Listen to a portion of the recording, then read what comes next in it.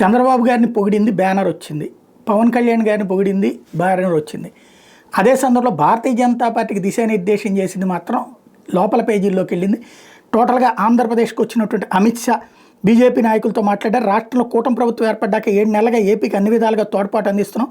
జాతీయ రహదారులకి నిధులు, రాజధాని అమరావతికి ఆర్థిక సాయం, విశాఖ ఉక్కు పరిశ్రమకు ప్యాకేజీ, రైల్వే జోన్ ఏర్పాటు తదితర అంశాలు ఉదారంగా వివరించాం. వీటిని ప్రజల్లోకి విస్తృతంగా తీసుకెళ్లి వివరించండి అని అమిత్ షా సూచించారు. రాష్ట్ర పర్యటనకు వచ్చిన ఆయన ఆదివారం విజయవాడలో నోవాటెల్ హోటల్లో తన కలిసిన బీజేపీ నేతలతో మాట్లాడారు.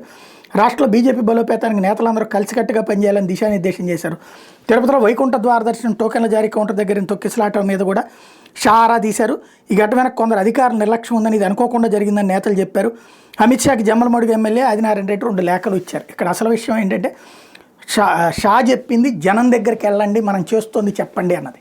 ప్రస్తుతానికి ఇప్పటికే పార్టీ కార్యకర్తల్లాగా కాకుండా తెలుగుదేశం కార్యకర్తల్లాగా వ్యవహరిస్తున్నటువంటి భారతీయ జనతా పార్టీ ఎమ్మెల్యేలు నిజంగా ఆ పని చేస్తారా, ఇది మనం భారతీయ జనతా పార్టీ వల్ల ఇది జరిగిందని జనానికి వెళ్ళి చెప్పగలుగుతారా, చెప్తారా చూడాల్సి ఉంది.